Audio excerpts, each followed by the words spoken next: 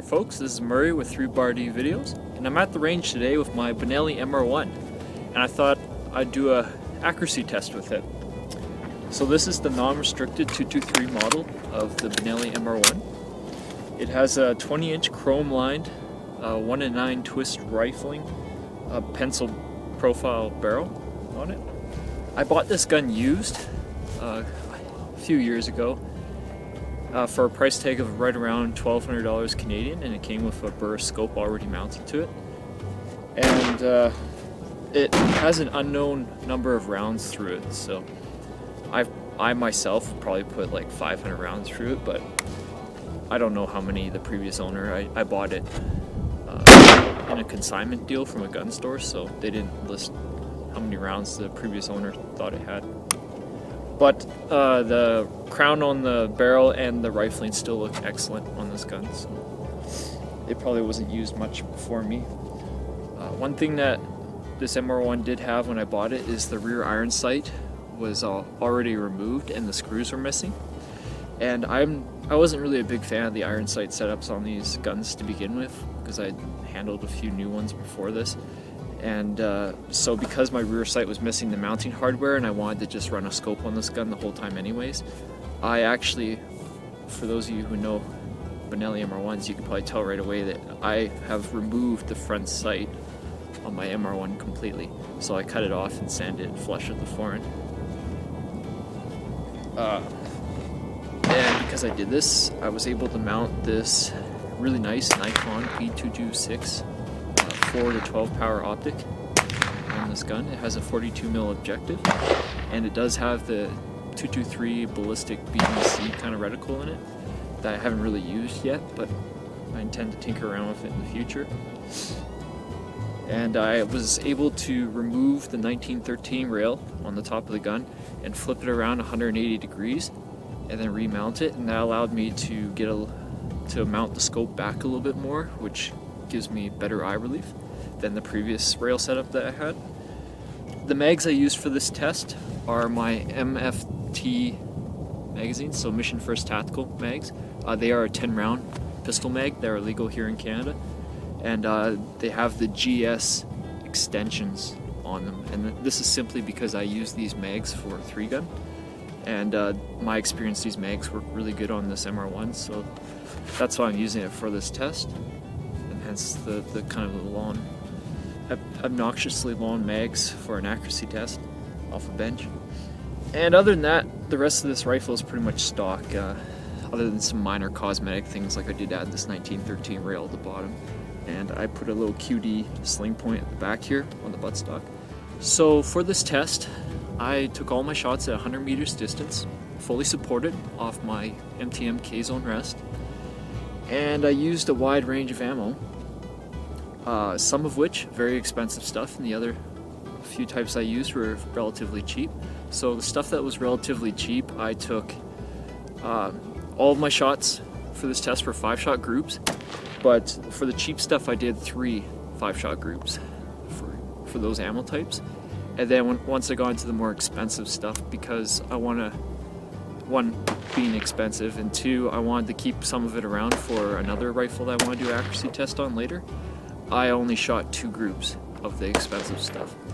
So we'll get like a 50-50 kind of representation of what the expensive stuff does in terms of accuracy. For these conditions, when I shot this test, the wind was mostly calm. There'd be a little bit of a light breeze pickup kind of randomly during the shooting, but it was like what's right now. It was pretty minor. And the temperature, because I started early in the morning and it kind of drug out into the middle of the day, the temperature actually changed quite a bit. It went from like -3 all the way up to +6 degrees Celsius. So for all these tests, I took my time taking the shots, mainly to just keep this pencil barrel down, like the temperature on it, because the barrels on these guns are famous for getting hot pretty quick. And I also snaked the bore between ammo types. Alrighty, so now we'll go over the results.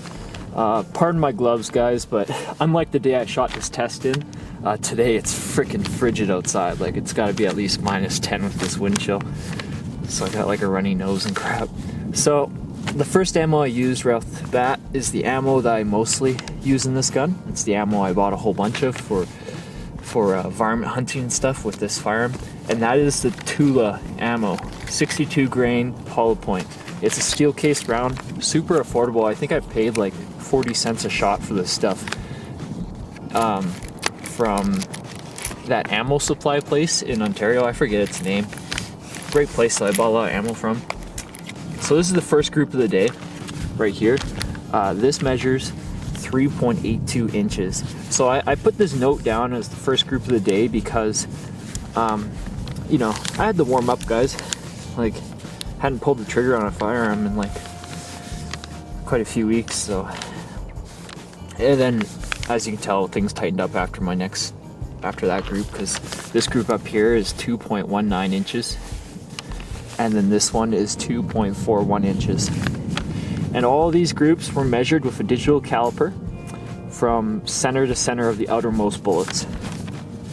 The next round I used is the Remington UMC 55 grain full metal jacket rounds. So these are brass case rounds that I buy quite a bit of for 3-gun. Not because it shoots good, but just because it's reliable and it goes bang for cheap. So this gun doesn't seem to like it, in my opinion. For instance, this group up here is 4.14 inches. This group over here measures 5.45 inches. Terrible. And then this one down here ain't too bad. It's 2.56 inches. So when I was shooting these, I started noticing some strain. So I put notes down. This is the first one I shot, and I noticed, you know, the first 3 went in a nice tight little pattern up where the point of aim was, and then the 4th one shot way down here, and the 5th one shot way down here, like twice the distance. It opened up the group like 3 times what it was before. And I thought, oh, there's that barrel warming up. But yeah, I reached up and touched the barrel, and it was just like warm. It wasn't hot at all. So I didn't really see how it could be that sensitive. But then this group kind of also confused me, because then I shot this one. The first round, like most of the rounds from this gun, hit real close to the point of aim. And then the second round went way down here, like 3 inches away from the first shot. And then I said, okay, well, maybe somehow the barrel is hot and I don't know it. I can't tell somehow. And I was expecting, you know, the next shots to just go way down the paper. But nope. The next 3 shots fell right in around within an inch of the first shot. So that's a real head scratcher. I have no idea what the hell that's about. This is the Hornady Steel Match 55 grain hollow point ammo. So this is steel cased ammo, fairly reasonably priced. So I took 3 different groups with it. This group up here measures 2.19 inches. This group is 1.94 inches, and this group here is 2.73 inches. Okay, so now we start getting into the more expensive stuff. I shot Hornady 53 grain VMAX bullets. So these are brass cased. No, actually I can't remember, guys. Sorry, you'll see it in the video. Can't remember what the casing is, but these are like a hollow point bullet that has like a polymer tip on it. Anyways, this one shot 2.47 inches. This group over here shot 2.50 inches, so pretty consistently at 2.5 MOA. So now we got Nosler 60 grain bowtail ammo. By the way, this group here is 2.67 inches. Now this is, I shot, you know, it was like every shot, like I already said with the MR1, the first 3 rounds are usually going really close to one another, and then I shot and it went way over here, and I kind of figured there's a chance I may have pulled it, because it was one of those things where I shot and then a guy next to me shot pretty much the same time, so I thought maybe he startled me a little bit. So just to do this group justice, because I was getting interested what it was doing, I breech loaded a 6-shot in there, and I shot the same point of aim and it fell in here. So I crossed out this one, and you know, this is my 5-shot group right here, and it measures 1.75 inches. Here's a Hornady 73 grain ELD match ammo. I have no idea what the heck ELD stands for. I just saw it looked expensive, so I bought it. And this group here is 2 inches even, and this one's 2.22 inches. So you can see I'm having a real hard time getting that MR1 to go sub really anything less than 1.8 inches. Like it really does so far seem to be a 2 MOA gun with even expensive ammo. Oh, I forgot to mention this. Once I got up to that 73 grain bullet, I started noticing this gun doesn't seem to like that heavy grain bullet. When I shot those 73 grains, the gun from the first shot, once I switched that ammo type, became a single shot. It would shoot, and I didn't really look into it too much what was happening and why, but either way, it would cock the action to the rear and it would hang there, it would stay back. So I'd have to reach up and charge it, and it would load the round head, and it would shoot, and it did that over and over again. So all 10 shots I did for those 2 groups combined was single shot mode. And I said, oh, that's not very good. And then the final ammo type that I used for the day was Nosler 77 grain bowtail hollow points, and it was also single shot until I got to the 5th round. And the 5th round actually, when I went to charge it, the 5th round just it just nosedived into some part of the feeding internals around the chamber there, and it punched the head up, the bullet tip. It punched the bullet into the casing, so of course it totally screwed that round. And you know, so anyways, so I cleared that and claimed this as a 4-inch group, or a 4-shot group, and it measures 2.91 inches. So then I said, okay, well, I'll shoot, despite it performing like this, you know, for the sake of accuracy, I'll shoot one more group. And I load up a new mag, and the first round that went to feed in, like, charge, it did the same thing. So I said, okay, that's 2 expensive bullets wasted for a round that it doesn't even seem to like accuracy wise. So I said, okay, that's it, done. And at that point I was concerned about whether it was the ammo or if it was the gun. So of course, naturally, I loaded up some 55 grains and shot, and they functioned 100% again. So it's definitely the bullets or the ammo. However, this 5-shot group from the UMC did terrible. It's 5.23 inches, and I felt confident about all this. So I don't know. So then I started questioning myself, and then I load up the good old Tula, what I've been using mostly in this gun, once again, and shot this group at 1.87 inches. So it's safe to say that it was the gun and the ammo, not me. Alright, so considering all that, and especially the fact that there could be a little bit of shooter error on my part in those, mixed in with those groups, and the fact that there could be a lot of bullet types out there that I haven't tried today, or didn't try that day, that might shoot even better out of the MR1, my guess would be, it'd be safe to say the MR1 seems to be right around 1.75 to 2.5 inch rifle at 100 meters. So 1.75 MOA to 2.5 MOA. 5-shot groups, that being a key thing to know, because what I noticed when I was shooting most of those is the first 3 on the MR1 definitely seemed the pattern right in there, like really tight, darn near MOA kind of stuff. So, and some of it being under a MOA. So I guess in terms of how good that you would consider that accuracy to be, I think it really depends on what you want to buy this rifle for, what you want to use it for. In terms of its competition, it seems to be pretty much what a lot of its competition does.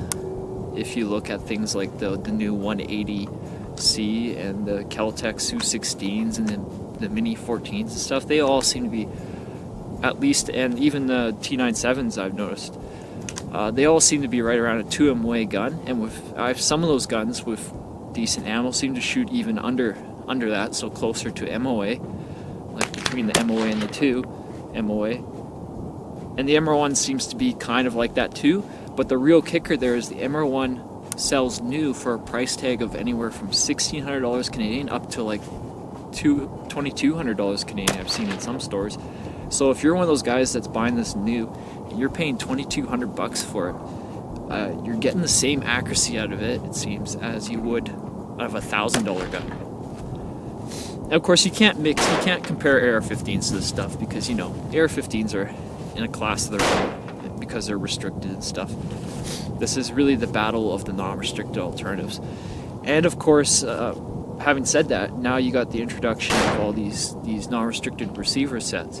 So like, and a lot of those builds are probably capable, like you're probably capable of building a lot of those for under $2,000 too. Cheaper than this gun, and I'm willing to bet they would shoot better than this gun. So in comparison to its competition, even though it gets probably the same accuracy, it's at double the price. So that's pretty bad when you look at it that way. I think where this rifle really shines is if you're that guy who's buying this to use it as a semi-automatic hunting rifle only, like this, and that's pretty much me. That's what I bought it for, was a coyote gun, and because it was used and cheap. A lot of hunters I know will shoot 3-shot groups, and that's all they care about. They don't. A lot of them haven't even heard of 5-shot groups. They don't even know what that is. So if you're one of those guys, you might find you're often quite impressed with the MR1. All in all, I guess you have to take it. You have to compile all this evidence and decide if that accuracy is concerning to you or not. For me, it definitely isn't, just because I bought this gun used. And I think if you're out there and you can find one of these for like what I did, for like right around $1,200 Canadian used, that's pretty good. Like, you can't complain about that.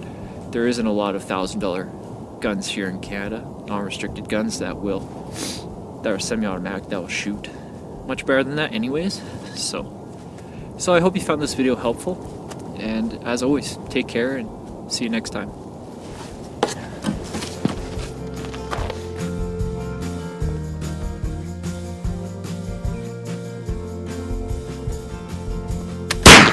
Hey! Nice! Dead deer. Good shot. It's actually surprisingly easy to point just because the sight radius is like longer than your bullpup. Yeah, that's true. Cool. Good work.